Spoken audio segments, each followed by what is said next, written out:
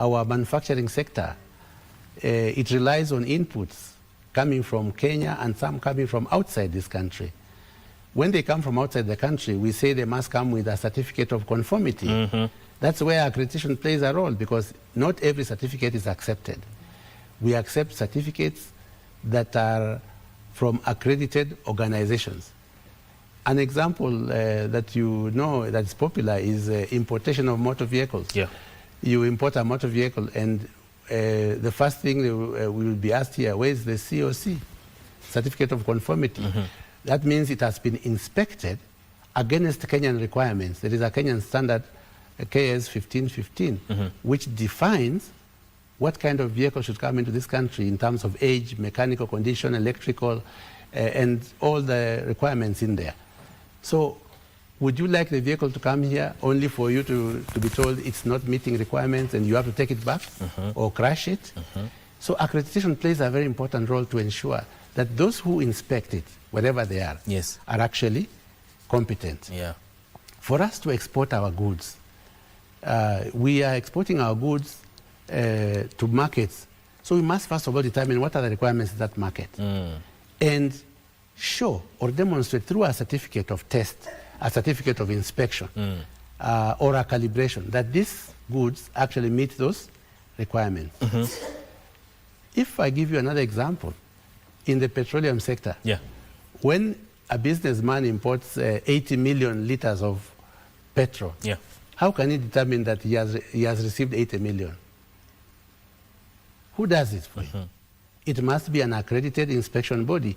Those who know the petroleum sector and they know how to be able to measure, how to determine that actually what was delivered is what was ordered. So accreditation is the silent engine right there. Yeah. And speaking of trade, you know, for small and medium-sized enterprises, when you talk about accreditation, you know, it may sound technical. And even at face value, they look at it from a cost perspective that it might be costly. But then again, what would you tell them? What would you say that SMEs, how should they view accreditation? Is it a burden or it's an access for their products within local and external markets? Thank you. Maybe before I answer your question, I want to hasten to say that 80% or more of the organizations we have accredited are SMEs. So SMEs have recognized and continue to recognize accreditation as a mechanism, a ladder for them to play in the local market as well as international market. So accreditation is itself a way of enhancing their competitiveness to be able to access markets which otherwise they wouldn't have had. One of the key things that KENAS does is to actually encourage SMEs that are involved in testing, in calibration, in certification, in inspection, to be able to come to us and we have a conversation. And we give information on how accreditation can aid them in their work and how it can help them to access new markets or even expand their business. We've seen that happening, and right now as we speak, KENAS has accredited over 300 of such. In the economy, we have close to 3,000. So that means we are basically right around 10%. Yeah. They are still growing, and the number of those who are in the process of getting accredited has increased significantly since 2024, when the business amendment laws were passed, and which made accreditation mandatory. In order for you to carry out any inspection work in Kenya, any testing work, any certification work, or even calibration, by law, as we speak now, you are required to be accredited. And KENAS is not blind to the fact that it is not easy to achieve accreditation immediately or instantly. Yeah. It has a stepwise process in which you can be able to start the process through knowledge acquisition, like training. Then from there, you will look at how you can be able to meet the requirements of the relevant standards that will help you. Yes. So Kenya stands ready to partner and work with the SMEs to be able to help them see how accreditation helps them or aids them in their business. Coming back to the aspect, the theme itself, the aspect of trust. You know, we are living in a very interesting time where trust has become a major issue globally. And from what you said, accreditation adds an extra layer of assurance and trust. So when you look at it, why is trust becoming such an important issue when you talk about matters accreditation? Thank you, Mike. From a human perspective, if you trust me, yes, chances are that you will accept what I tell you or what I give you with confidence. If you mistrust me, then there is always the opposite happening. Yeah. Trust is necessary for this interconnected economy that we have. Kenya is part of the global village. We are on the global marketplace. We are not just playing within the Kenyan territory. For your information and the information of viewers, Kenya has clients in 14 African countries. We have clients in Kenya itself. We have clients in Sudan, South Sudan. We have clients in Uganda, Rwanda, Burundi, Tanzania. We have clients in West Africa, in Cameroon, in Nigeria, in Ghana, in Gambia, just to name a few, Seychelles and others. So whatever we do is not playing just within our boundaries. We are actually going beyond because the requirements are the same worldwide. And that's why accreditation itself is actually an enabler. So in order for goods to be accepted across borders or even across counties or even yourself within our economy to trust a product, you want to see whether it's someone else, another entity looked at it and said this product is safe, it is okay, I can use it. All this equipment in this studio and other places, why are they working in sync? Somebody had to look at them and look at what we call electromagnetic compatibility. They cannot interfere with each other as they operate. So in that case, then, they were safely delivered to the market, and now you have them here. So accreditation is that, it gives you that comfort that those who have evaluated it have given you the correct results, and therefore you can trust them and use them. So trust is a very important concept where we require that whatever we are dealing with is considered reliable, is considered to be valid, and that it is safe for use. And when you look at matters of sustainability, it's one of the biggest conversations at the global levels, and governments and even corporations are making commitments towards matters of carbon emissions, environmental protections, also ESGs. Where does accreditation now fit within this ecosystem of sustainability? Thank you for that very good question. I am sure you've taken a flight out of this country lately, and on your ticket, you've seen how much carbon footprint it's written there. They say you're going to produce 660 tons of carbon dioxide or whatever quantity they have put there for that particular journey for one passenger. So who does this? Who gives this kind of calculation? There are people who are experts in evaluating how you will contribute the carbon footprint. And there are also those who will evaluate whether that claim, that assertion that is on your ticket is correct. They are called verification and validation bodies. These bodies, accredited by Kenyans, are actually capable of doing that. We have one in Kenya at the moment. and there are others who are in the pipeline. Yes. Worldwide, the issue of carbon trading, the issue of carbon emissions, and also carbon sinks, like forests and so on. So the carbon trading aspect is such that one entity will claim that they actually emit so much carbon dioxide. And another one will say, okay, we have mitigated by planting so many hectares of forest or plant material that will absorb this carbon. Yes. So I am claiming and you are claiming, but in the middle there has to be a verifier. Yeah. That verifier needs to be competent, and that can only be assured through accreditation. Yes. So that is how accreditation can be able to help even in the carbon trading activity, so that none of the, if all of them trust the verifier, the one who is saying you are producing 200 million tons of carbon dioxide, and the one who is saying that this forest can be able to absorb so much of that particular one, then it can be a basis for trade. Yes. So there it's happening worldwide. Yes. And it's mainly through accredited verification and validation bodies.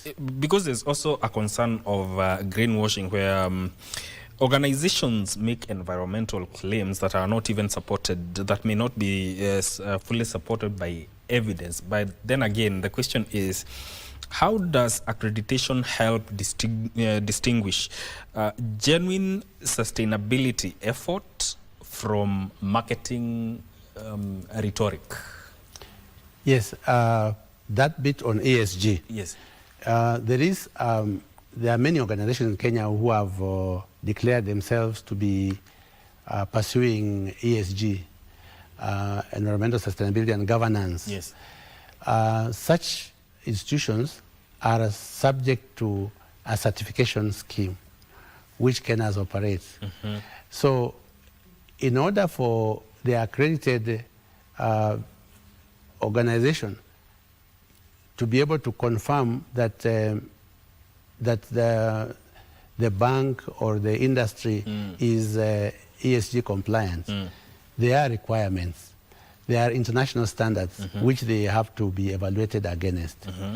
And it is on the basis of this that we can trust, because if there's no benchmark, there is no basis upon which you can make a decision, then obviously we'll have disparities in claims. But those claims can actually be verified because there are international standards that exist on that basis. Yeah. And this is an accreditable certification scheme. Yes. Yes. And when you look at Kenya's accreditation landscape, how would you assess it? Where are we within that ecosystem? Where are we today compared to what we used to be 5 or 10 years ago? Kenas is now, Kenas was established in, formally in 2009.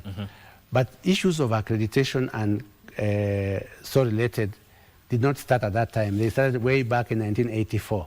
So you can imagine how long it took before the establishment of a formal organization called Kenas in 2009 through a legal notice. And of course it was re-established in 2024 through an act of parliament, which again has since been amended to be able to take care of realities. So first of all, we did not have a sound legal basis. Now Kenas has a sound legal basis of existence as an organization mandated by the government of Kenya to be able to conduct accreditation services. So on that front, we have grown. On the front of how many, for example, conformity assessment bodies, the labs, the inspection bodies, the certification bodies that we have accredited, we have grown from an average of around 70 to about over 300 as we speak now. Yeah. So that means the message is getting home. We are getting more and more enterprises realizing the importance of accreditation and coming to pick it. Previously, accreditation was voluntary. Now it's mandatory. Mandatory accreditation started in the year 2024 December, when the new bill was ascended into law. So, what it means is that we now are operating in a realm where we expect that those who are involved in those activities of testing, calibration, inspection, certification, verification and validation, to be able to come forth and seek accreditation, since it is now mandatory. Yes. Yes. Talk about the progress that the country has made in making sure that we have built internationally recognized accreditation systems. Like I mentioned earlier on, when KENAS was established, it was by a legal notice, and at that point in time, KENAS was not internationally recognized. There is a process through which now the global organization, currently global ACI, and previously ILAC and IAF that I mentioned, have to evaluate whether an accreditation body meets international standards. So KENAS started first as an organization on its own, setting up its systems, and applied for evaluation. So it has gone so far through 4 evaluations. These evaluations are not, they are actually carried out after every 3 years, which means we cannot sit back and say we were evaluated and we are okay. This year, KENAS will be going through an evaluation in December, which will also last another 3 years. That evaluation is so critical that the experts from all around the world who are coming to evaluate how Kenya has implemented a quality system that meets and continues to operate in accordance with international standards. That is a very crucial exercise that will continue to say Kenya itself has an accreditation body that is credible. Credibility itself will give us that presence in the world market, that the conformity assessment bodies, the labs, the inspection bodies and certification bodies that we accredit can give results, and these results are accepted worldwide. Without that, we are back to square one, where foreign bodies, they had to come all the way from the UK, from South Africa, and from other economies to come and accredit organizations in Kenya for doing business. And once you bring in someone or organizations from outside this country, it is costly. So we have spent the taxpayers' money well by ensuring that this system works, it is internationally recognized, and that will reduce the cost of doing business, or should I say, it will increase the ease of doing business. Yeah, enhances trade. Yes. So how do you work with other government agencies, the industry, maybe even the academia, regulators, to strengthen the infrastructure, the quality infrastructure within the country? A very good question. KENAS is, like I said, a public organization. We actually facilitate regulators and other entities in the quality infrastructure, which involves those who are in standardization and those who are in regulatory work, those who are in conformity assessment that I've mentioned about, the ones for inspection, testing, and so on, to be able to work towards products that are coming from Kenya and services that meet international requirements. So KENAS works with them. We have regulator forums, which we have every year, and we're going to have one this year, before the end of this year, where we discuss with regulators on how they can be able to leverage on accreditation so as to carry out the regulatory work. You realize government cannot employ everyone. So regulators are also thin on numbers, and they make use of private entities to be able to carry out some of the regulatory mandates. An example is NEMA, which gives authorization to laboratories to test effluent before it is discharged into the normal environment. Accreditation becomes a very key basis upon which they would say, yes, this entity is competent, and therefore we can be able to allow it to carry out certain tests. Because accreditation is not a blanket. It is based on what we call a scope. Yeah. What is it you can do with your equipment, with your people, in your situation? So we aid regulators. Yeah. In terms of academia, we partner a lot with academia, like the University of Nairobi, Jomo Kenyatta University, and other universities, especially in working on research in accreditation, on how accreditation contributes to the economy, on how accreditation can be made better. We also have, at present, working relations with the University of Nairobi, UNES, to be able to help us develop digital systems for use in accreditation. So that tells you there is a very strong linkage between KENAS and the academia.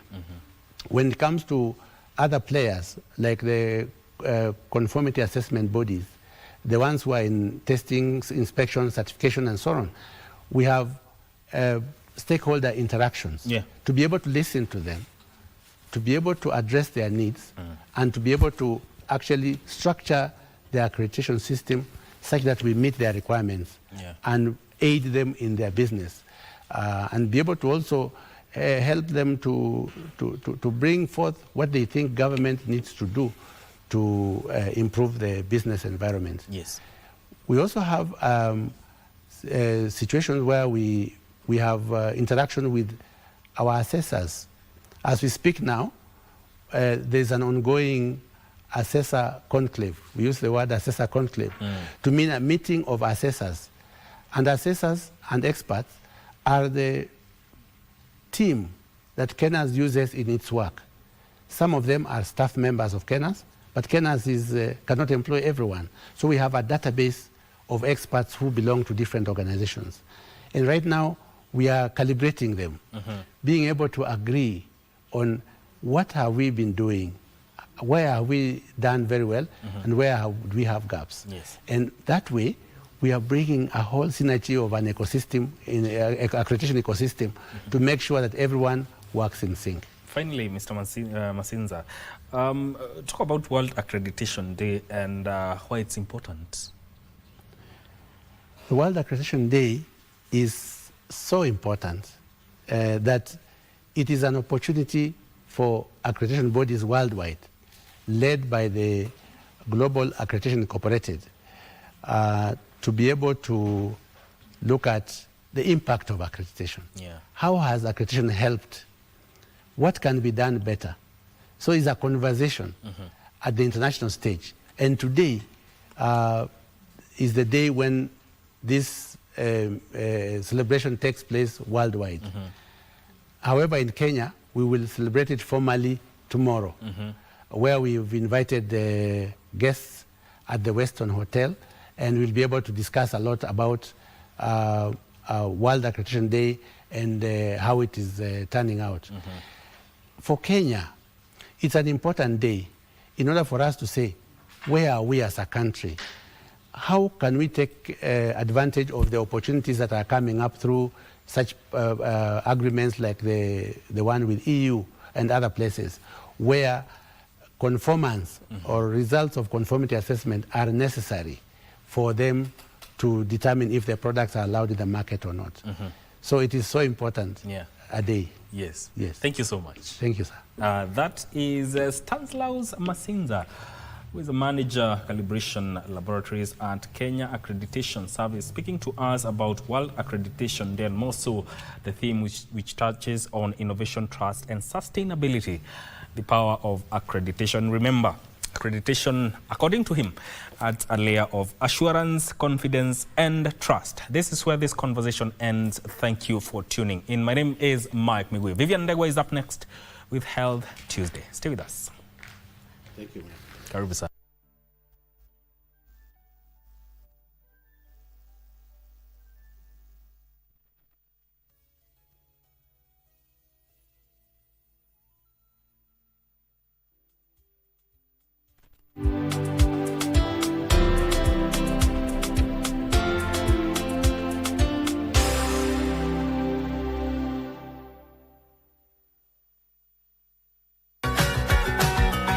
Na sasa ni wakati wa kutayarisha mili yetu vizuri, tuone je, tunaweza atuwezi. Kimwona kicheko chake kama jua la asubuhi, huzuni yote yakimbia, roho inapata sai. Naunga hii mada kwa kusema mitandao inawasaidia vijana mbalimbali kuzungumza na wazazi au ndugu zao wanaoishi mbali kutumia video au picha.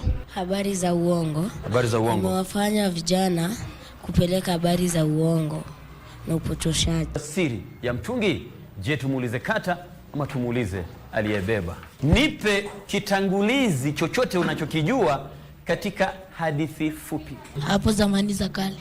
Hapo zamani za kale. Cha pili, Pauko pakao. In a world where news is ever changing, staying informed is more important than ever. Join us every week on News Check, your go-to show for the latest in current affairs, breaking news and in-depth analysis. A warm welcome to KBC News Check. From politics to global events, we bring you content that matter to you. We're not just speaking about the governance and how we want to see it, but want to actually participate. Get your facts, hear from the experts, and really understand what is happening around you. We need to change our system first. You have to do the impossible to make sure the message is home. Stay ahead, stay informed, stay engaged. Will these people, everybody agree? Just listen to me. Let's give him a chance to clear the air. Catch News Check every Tuesday and Wednesday from 10 a.m. to 12 noon. Only on KBC Channel 1.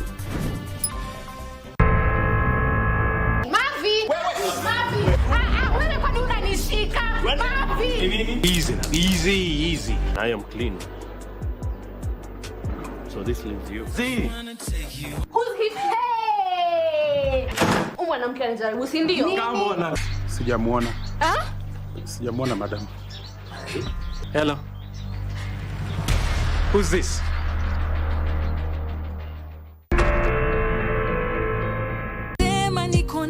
Kuniambia Andrew ni baba ya jina. Huyu msichana umoe, lakini hakuna cha lakini wala hakuna cha nini. Enda utafute hizo documents zote nilikwambia, kisha ulete kwangu as soon as possible.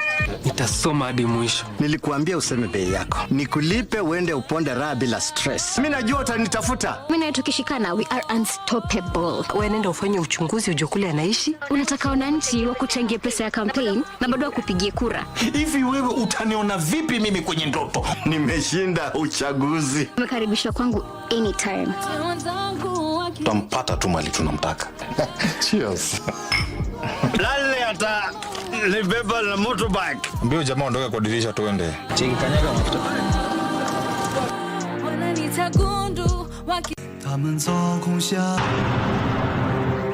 I finally found you. Of course. I'm not like ordinary people. Wow! Choo-choo!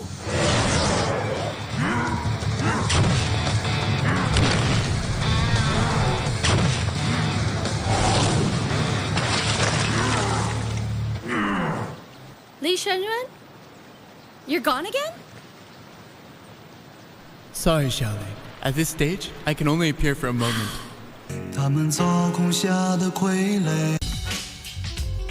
As a 3-time survivor of preeclampsia, a life-threatening pregnancy condition, this hits very close to home.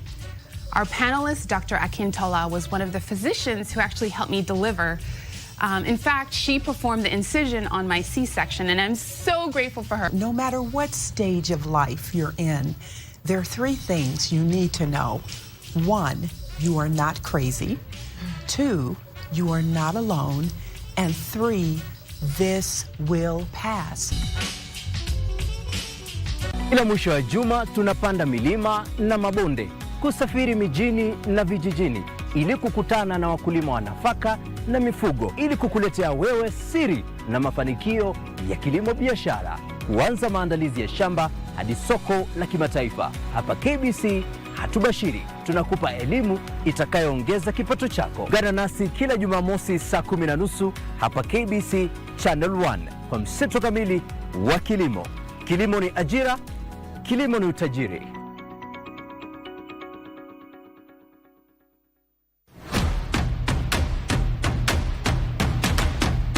Light Lights on, volume up. This is where stories come alive. From local drama that hits close to home. Huyu ni nani?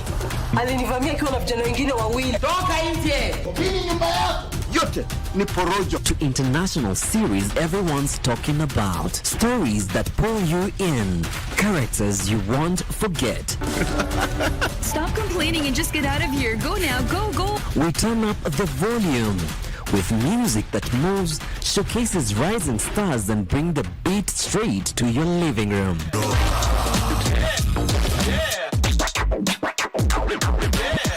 And when it's time to talk, we don't hold back. How is everything going? Real conversations, big personalities, the issues, the loves, the moment everyone's debating the next day.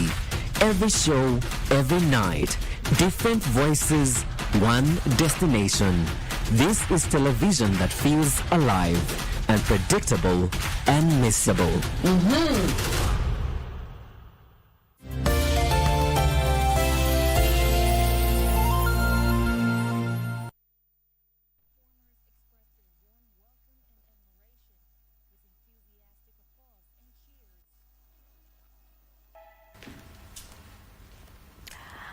Good morning, Kenya. It is now every June is recognized globally as the month where we get to celebrate mental wellness, specifically the men's mental wellness awareness.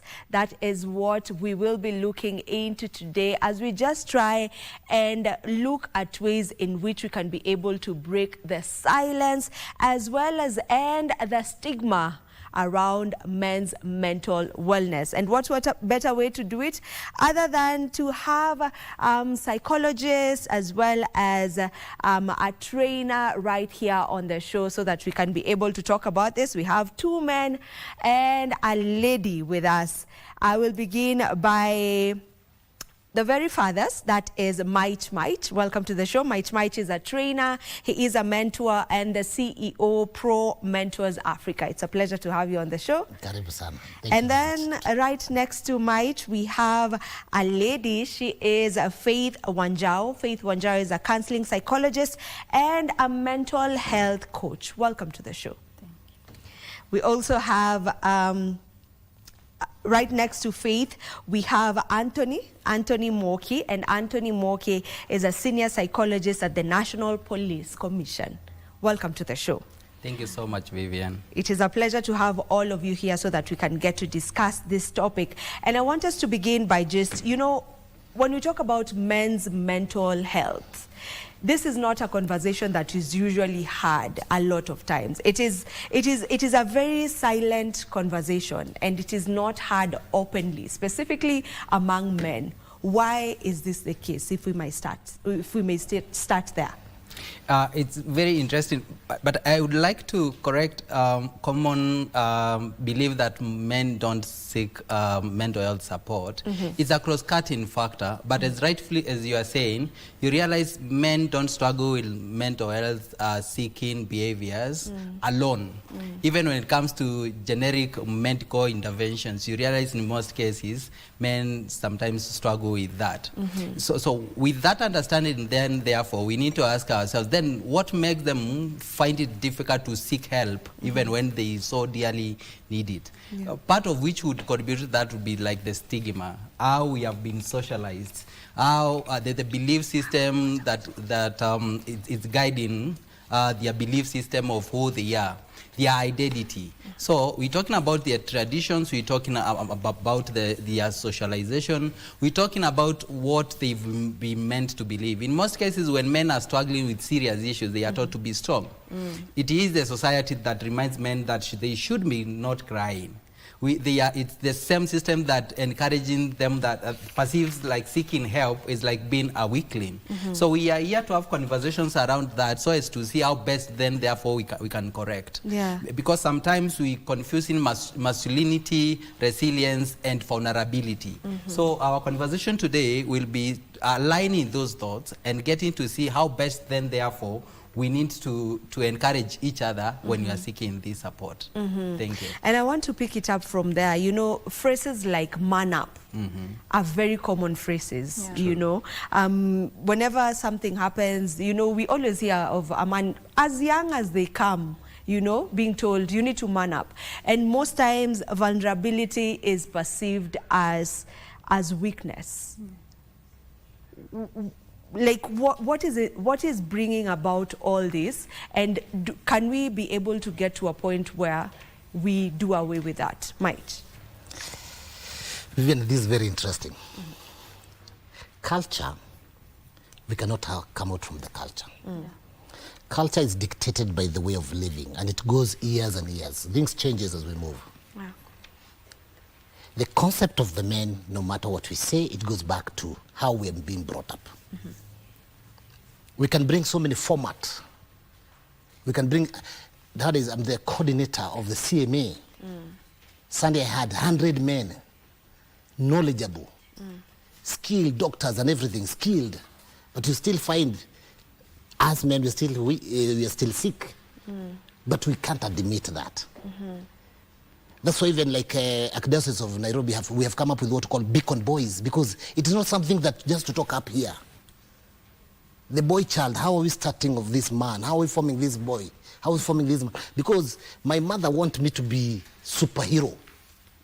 My mother wanted me to be somebody, sina shida. My sister yangu mkubwa nafaa ni mimi na mguide, lakini mimi bado ni mtoto.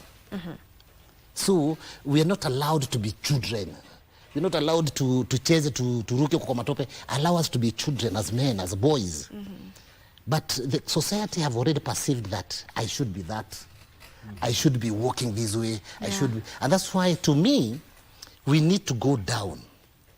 Huku juu, tugojea waende counseling. Lakini society, angalia hii society.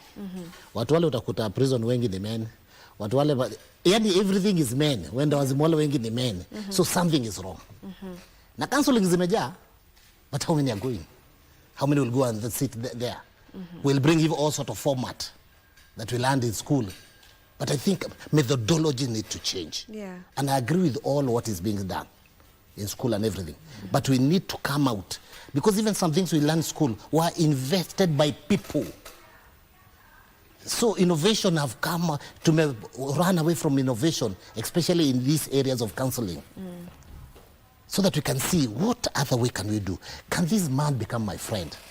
Can we work together? We are working together. Can I know his family? Can we start chatting things? When we're chatting now, we can be in a position to work together. Niambie maichi mazi, hapo kona ufala. Badilisha hii. So I think I throw back to institutions. That's number one. And we look about this concept of men. Because it's so disappointing. I go to so many schools in this country. Ukikuta wale wameenda parent day ni akina mama. Ukikuta employment maybe many schools teachers ni akina mama. Tuko pamoja? So the concept of the boy, the masculinity concept is no longer there. It's even more weakened. Because sometimes you need to fear that figure of a father. So we have lacked fathers in this. We have lacked men to mentor us, to work with us. So that now is the high time to start lobbying. And especially in a primary school, lower classes and everything. Can we get even more men, or we balance, so that when the child is growing, start seeing the two sexes. The woman and a man. So that we form them straight. So I think is the best conversation that we have, that we need to think, where is our grassroots? And this man being like this is the high time to bring conversations that are real. What is on the ground? What is happening? That's what my take. All right.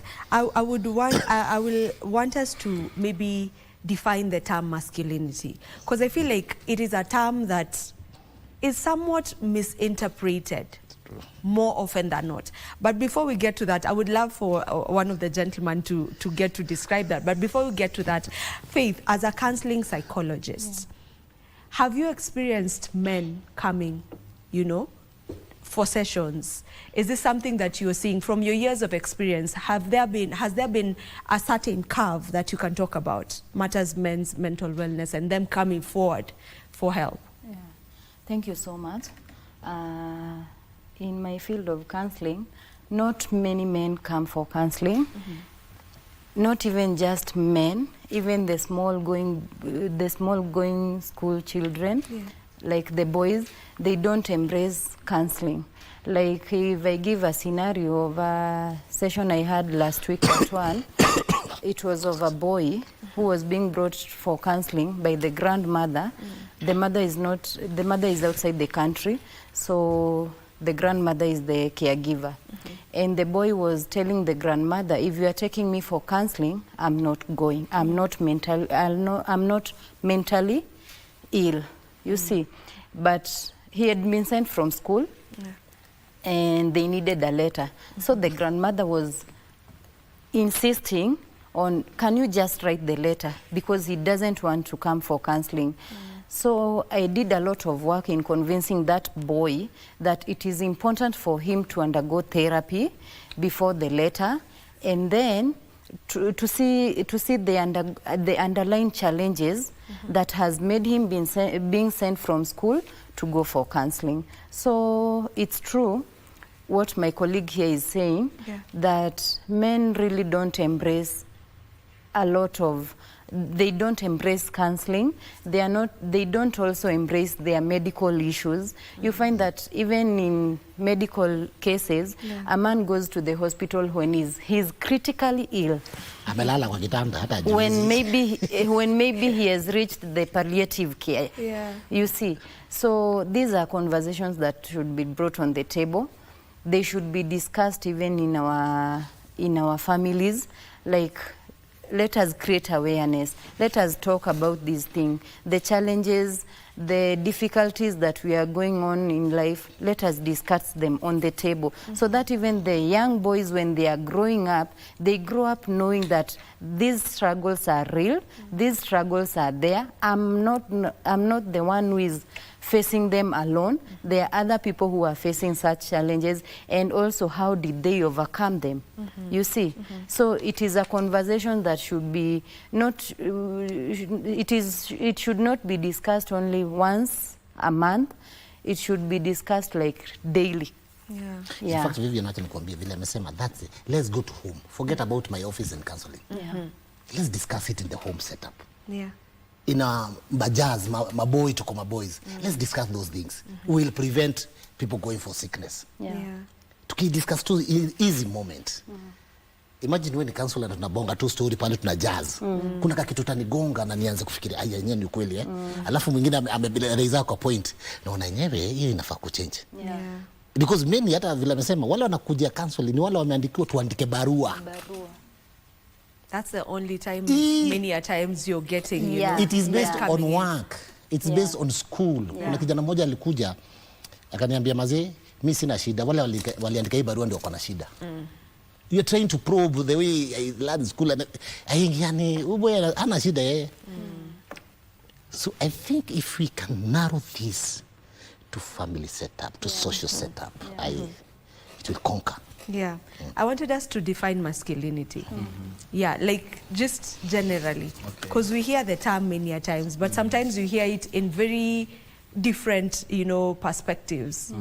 Just what is masculinity? Thank you so much, Vivian. Allow me look at it from a point of identity. Self-awareness is one of basic life skills that each one of us has.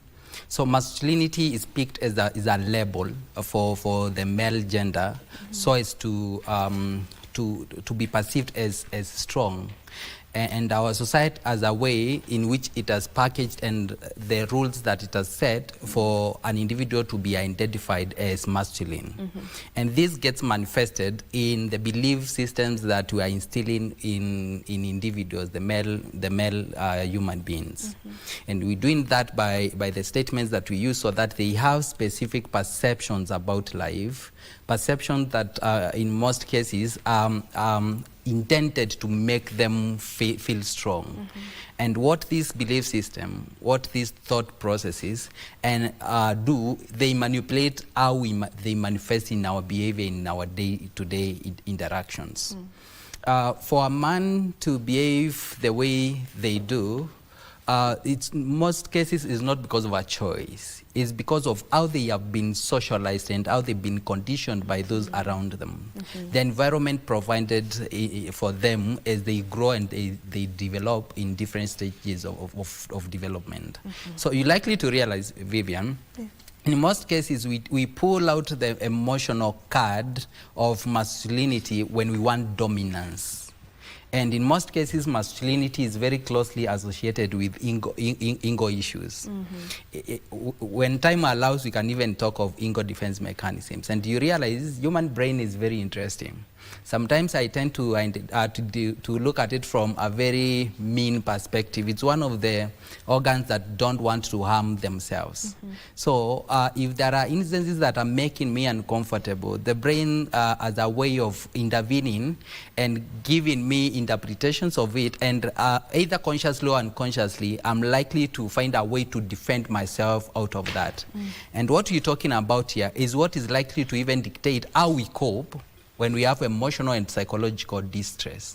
Because you realize one of the key mental health related disorders that make it very difficult for men to be mentally healthy is substance use disorders.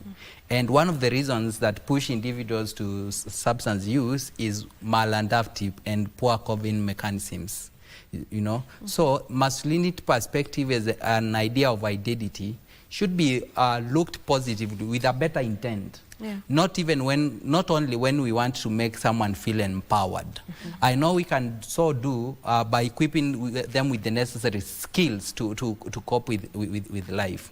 So if we look at it from that perspective, then therefore, chances are we're going to have better interpretations. Because even before the society and members of the family and friends tell you to man up, the intention is always very positive. You know, the avenues at which they are telling you to manifest that is what is communicated differently. And we are having this conversation with an intention of not only talking to men alone, but also to have people, because men are surrounded by other individuals. So that even as we encourage each other to be strong, we are doing so looking at how we can even support them psychosocially for them to overcome that which they are struggling with.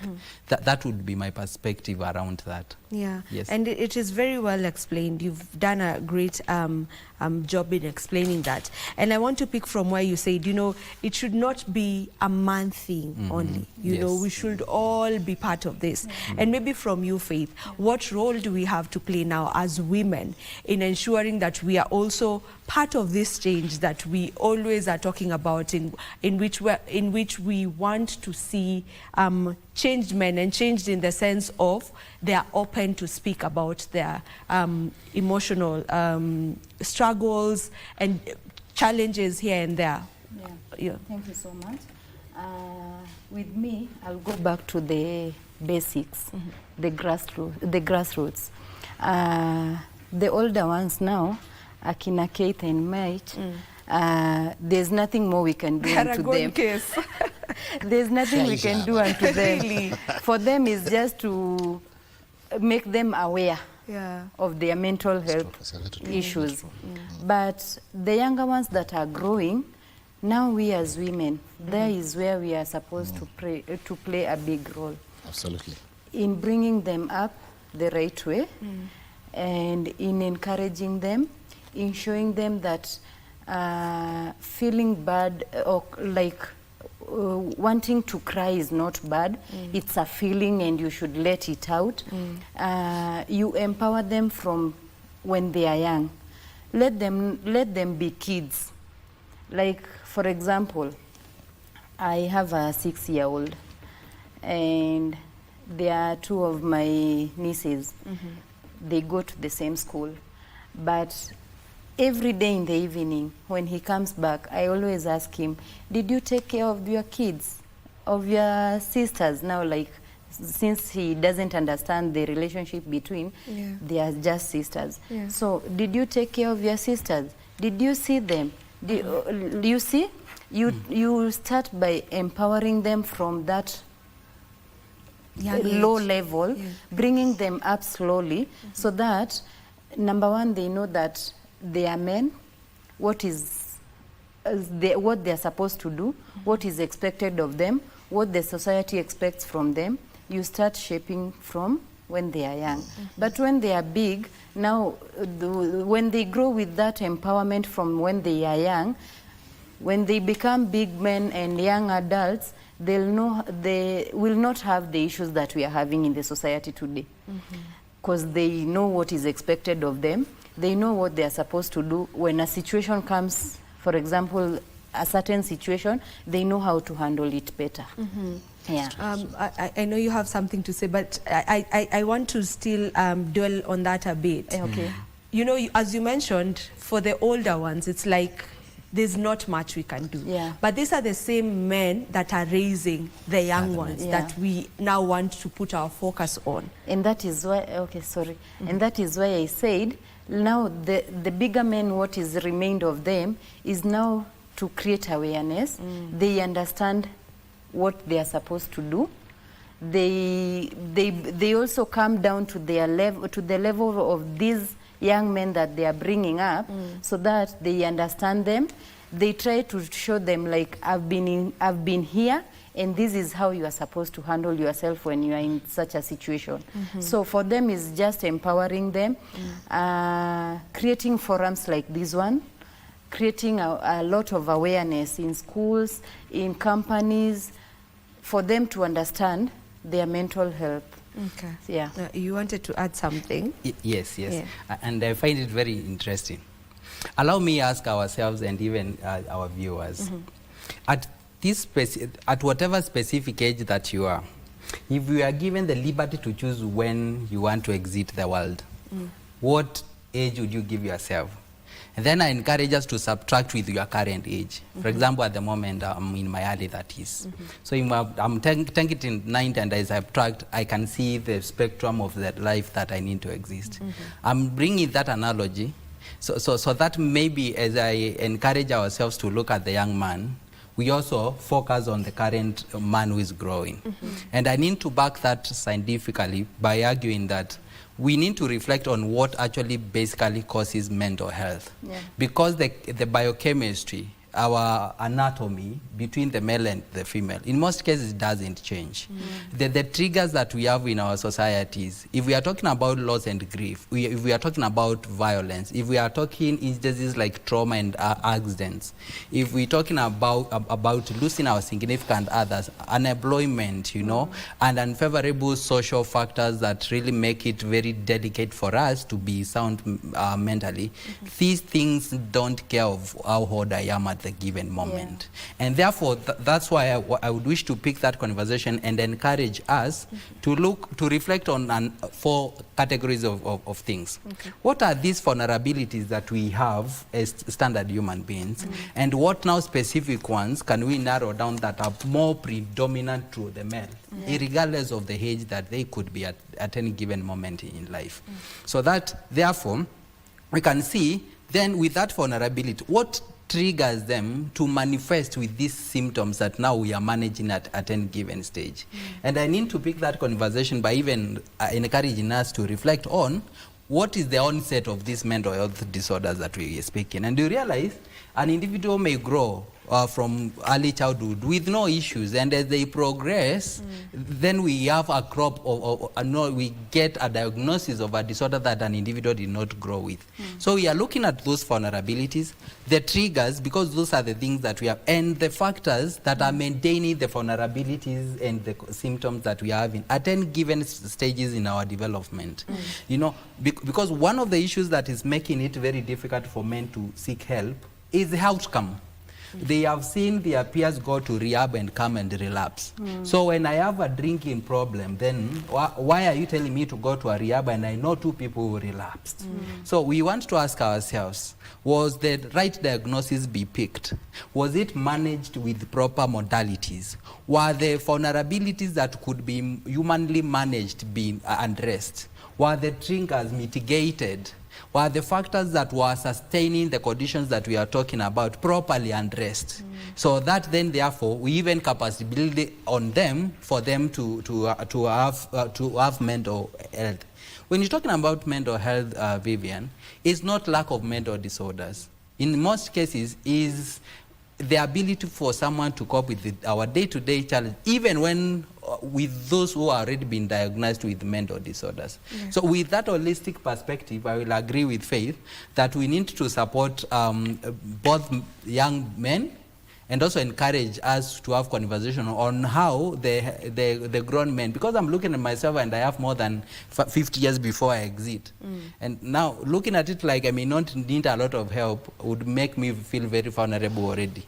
Yet we are advocating for men to really seek these services, and we need to categorize them and agree that mental health services is not only counseling. Yeah. When we're talking about empowering men to understand issues to mental wellness, we also we are doing psychoeducation. You know, it's one of the services that fall under that. When we are talking about diagnosis, is screening. So when we are having this conversation, they fall under specific categories of mental health and psychosocial support engagement. We need to now to break it and look at counseling as just one of the elements of mental health support systems. The reason why I'm encouraging us to look it that way is because we are talking about biochemical issues that in most cases they are supported and better treated by psychiatrists by the issuance or prescriptions of medication. Yeah, so looking at it now from those spectrum, chances are we are going to capture 3 categories of men. The one that are growing, the one that are at vulnerable stages, especially in their teens and early adults, as well as the individuals who get manifestations of issues that we are having. Because an individual, a person is traveling and they get an accident, they get amputated. What does that do to their mind? We're talking about men and women who work in very traumatic situations. What are we talking about PTSD? Because it depends with that, what specific face challenge, because in our growth, there is someone who will not have these mental health related concerns. So the ones that already have, we encourage them and we communicate to them with hope that different interventions are going to support us. Thank you. Yeah, Mike. To me, I feel you talked about masculinity. We can have good definitions. Masculinity in our old age was about responsibility. Our fathers were responsible. Our fathers could take care of our mothers. They could even have 2 wives and all children are working very well.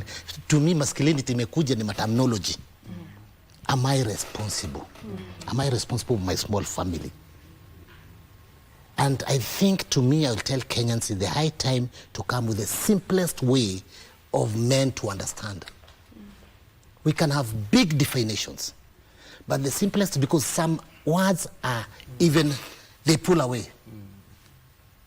You will come to men, and I'll talk of men because the diocese we have men and we meet a lot. And you're talking about mental health. You put a topic today is a talk about mental health. Nobody will come. The word already is, it's even pulling away. Na alikwambia sisi ni wagonjwa.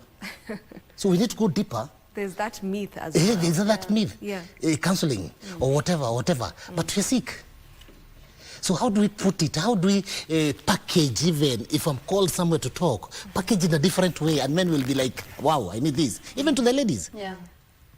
Let's package it, because it's a mental health. It is good, that name, but how do we go down this to the simplest way that mwanaume will understand it na kona nyewe hii ni maze story ya kukunywa. So story ya hata kama sisi tunakuanga na a day in a year that we do walk, we have check-up, we look at issue of prostate and everything. All those are mental health. Ikuwa mimi nyumbani hata sijawacha chakula na everything na naenda, all those are falling there. But how do we narrow it down? And I love the concept about what is the role of the woman in this man. Because I think that is so powerful to me. Very powerful. Others are, but that one is very powerful because they have more these boys, they have more these men than others. To me, I'm still a child to my wife. In fact, I'm the firstborn. So the women will play a very big role to help me before hata nifike kudefine mavitu. tunabonga tu jazz. So to me, this thing of mental health, we need what to call peer methodology. Men to men. Like now when I go places, I will not say even I'm a psychologist. I will not. Yeah. Mimi ni mwanaume nimeitwa tubonge. But within myself, my methodology, tutachomoa hizo mavitu, unasikia mtu anasema no, ulinisaidia sana. You get? Yeah. But I'm using the knowledge that I have to mitigate to what is acceptable today. Kama vijana siku hizi. I'm telling you, your PhD, unaenda kwa vijana, they will get nothing, and even that nothing, they don't get it well. Yeah. Because your application towards them might be so there and they are here. So if I realize that as admin, I will look somebody ambaye anaelewa baka lugha ya vijana. They have been bringing program hapa vijana. Ni empower with this knowledge and inculturate that knowledge and apply it to the young people in their language. Yeah. The one they understand better. I remember when I was in the university, the lecturers will come and say, bio yake, unabambika. Lakini, uliza watu waligeti nini? They will even make fun of some words. So they can only remember fun of the words. They go to nothing. Yeah. But kuna mtu atakuja na articulate. I think we need, those who are in counseling, say, how do we trigger knowledge to a specific group? With the knowledge we have, what we learned and everything, how do we trigger it down so that those people will embrace it? Specifically made for, tailor-made for the person. Yeah, it will be for them, with them. Okay. That's, I think, this campaign should be. Okay. In where you are, in your school, in where you have some women, sio lazima ati 20 sessions. Kuna kapoint utaleta tu kwa wale wa mama mkipiga tu jazz. They will not say you are a counselor, but they will say, mazee, ai, ulinisaidia. Kapoint ulisema mazee, nimerealize hata mimi nakaujinga mimi ufanya. That's now awareness. Yeah. So I think we campaign more of awareness based on them with them. Yeah. Now most men happen, and your men you're here, you will correct me if I'm wrong, they happen to tie their self-worth with their ability to be able to provide financially. Yeah. It's true, absolutely. So what does that do to all of this? You know, what does that, or where does that also come in with this conversation that we are having? Inatoka wapi? Kwa nyinyi magala. Because my friend, ikuwa nimekuja hapa hivi na enyewe unaangalia hata vile nimevaa ama na drive aje, my friend sina say. So some ladies have contributed even to our looking wealth to win you closer. You've really contributed. Alafu tumesahau ladies kwamba at the end of everything, see wote ndio tutakuwa na shida. I might be having money but I'm a hooligan. Yeah. I might be doing this but it's not a character in me. That's that God am blessed, niko na wealth. But now that's why it's a collective issue. Collective responsibility. Yeah. Because I used to tell some student in Nairobi University, kuja na gari hapo na inachuna. Tell a lady hi. She'll tell you, hey, fine. Kuja kwa route 11. Mwambie hi, please give me a break. Unajua hata nakuangalia unanishow. So imetu cost baka sisi tuende to pretend to be who we are not. Yeah. Because no matter what we want, we cannot live without you ladies. We need you. It is there in Genesis that I leave my mother and my father and we become one. That's the union of two of us. That's the union of the family. So some things in society pia inatu pressure. Look at this. Wars. Any war that will come out in the world, they protect who and who? Women and children. Women and children. Where will you protect men? Anything will happen. Juzi, we lost our moderator of our church and everything. And I love what he said. Before he got an accident, and he was saying, before, akukufa immediate. Kufika hosi, the first thing aliuliza, where is my wife and my child? Because walikuwa kwa gari. Na yetu ndio aliaga. So even us, it is brought a responsibility. No matter what we want, my wife and my children are the first responsibility. They need to be okay. So can we take the positive concept of us meant to be responsible, not to be masculine, to be seen, to be wealthy? No. Just take responsibility based on your level. Okay. So I think we need to tell people on those levels. All right, Anthony? I totally agree with my friend. And I encourage us also to look at, you know, the male kingdom, not only in human perspective. Look at how even cocks behave. Look at what other animals behave, the male one, especially during mating and preparation for mating. And you will realize it goes deeper than... Hata zingine zina fight ndio moja ishinde, hiyo ingine itatupa huko. Exactly. And that is one perspective. The other one, let's face it, it is genuinely embarrassing to lack the convenience of sorting some very basics. Let's be very honest. So that pressure lands even more to men. Because from all societies across the ages, we perceive, or else we are perceived to be providers.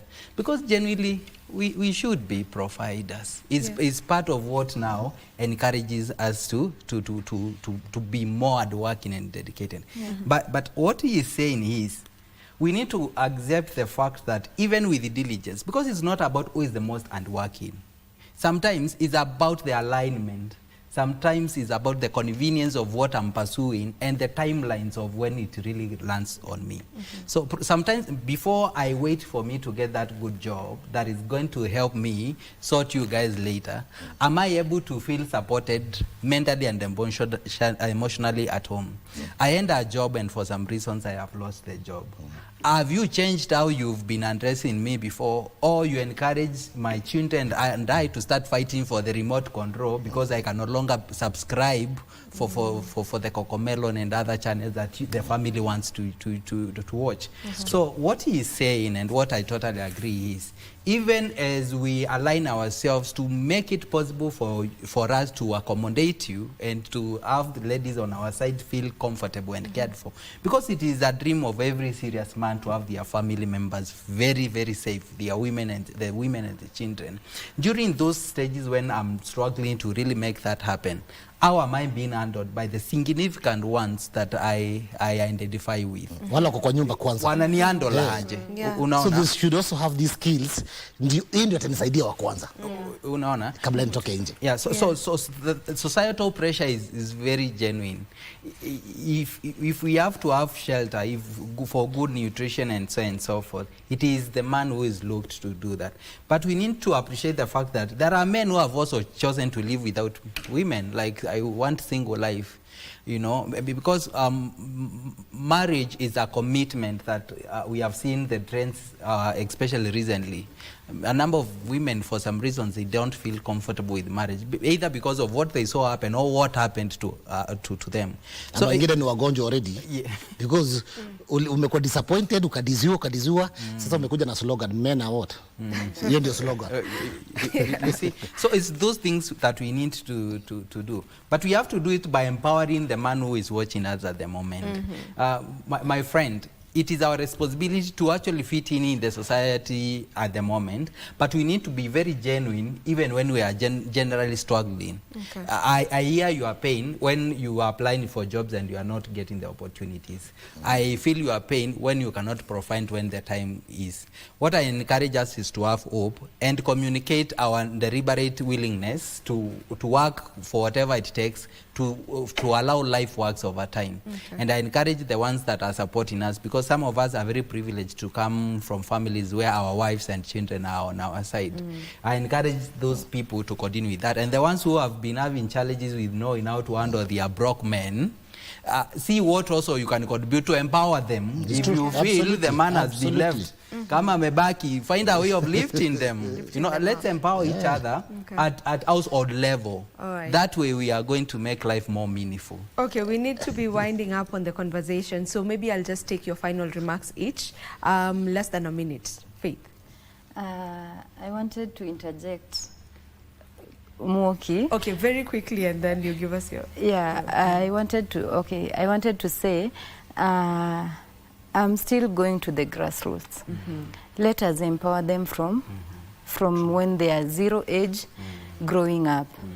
This one, like those of us that were brought up before, we used to see, like, when it's time for school fees, Mother goes to the bedroom, anakuja na do, but imetoka kwa mzae. So when we are older, Mother atakuwa anawaambia nilisacrifice, niliwalipia school fees. But hatujui, like she doesn't make us understand that all this came from Mzae. Ama Mzae was behind the scenes. You see, so let us empower, as we are empowering them, let us show them their responsibility. Let us encourage them, watokee huko kama ni Mzae akuje na hiyo doa ikele kwa meza aseme hii ni school fees ya so and so like that, to make them empowered, and also they get a sense of responsibility when they are young, from when they are young. Okay. Final remarks, Mike? I still remain with my slogan, we must be part of the story. If you're not part of the story, Vivian, there are women, jamaa ame lose job, you will never know. You will never know. There are women outside there who are powerful. They will stand with that man, and you will never know. You will come to realize miaka imeenda na kumbe Mzae kwangi job. Ni Sarah their wife. Be part of the story for this journey to make a good family. Thank you so much. I appreciate the opportunity that we've had here. So for my final remarks touches on protective factors. Let men and young boys be given an opportunity, and let them be willing to learn a number of skills, proper coping skills, conflict resolution, effective communication, assertiveness, and self-awareness. Those will give you a better platform. We're talking about psychosocial support. Let the families and our friends support each other, especially when men are going through psychological and emotional challenges. We're talking about workplace environment. Let the workplace environment also be very deliberate to come up with interventions to support staff members. We're talking about work-life balance, and we are talking about ensuring that our staff members are supported to be mentally and psychologically fit. Thank you so much, and I encourage every man out there to seek help. There is no harm. It's a symbol of strength when we ask help when it's needed. Thank you so much. You can reach to your psychologist and psychiatrist and counselors across the board. Thank you so much. Thank you so much, gentlemen and lady, for this very needed conversation. And we keep saying this, it's a conversation that should not end in the month of June. It is a conversation that should be ongoing. And maybe I would ask or request the gentlemen to keep it moving, because I feel like for us women, what tunajipigania sana in terms of talking about our issues. So also take it upon yourselves to talk about your issues and be loud about it. This is where we end this conversation. Thank you so much to each and every one of you who has been tuning in. We'll see you tomorrow, same time and place, God willing. Do enjoy the rest of your viewing. Goodbye. Thank you. Thank you.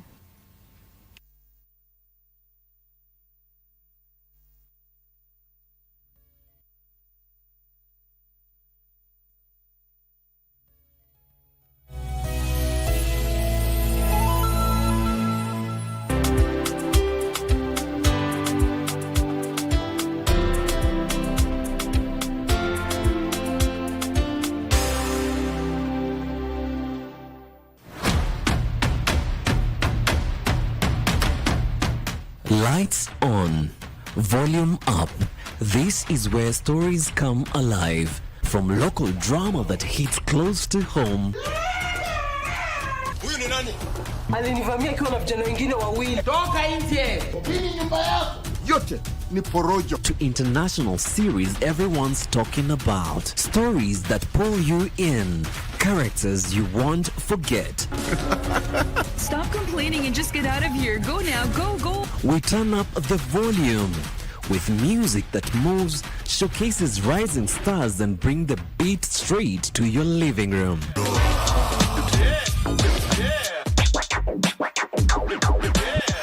And when it's time to talk, we don't hold back. How is everything going? Real conversations, big personalities, the issues, the loves, the moment everyone's debating the next day.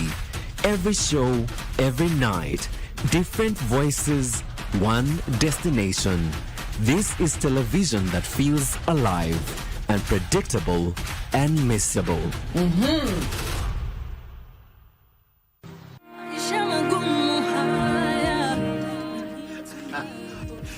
Hebu fikiria environment kama hii hapa Western Kenya, eti mtu atatoka hapa aende Nairobi kusoma university to conquer the world. Mimi Andrew nitahakikisha hiyo ndoto imezimwa. Tazama hayo yote kwa Gundu KBC Tuesday to Thursday 7:30 p.m. Leo sio kesho. Nitagundu wakita wengine wata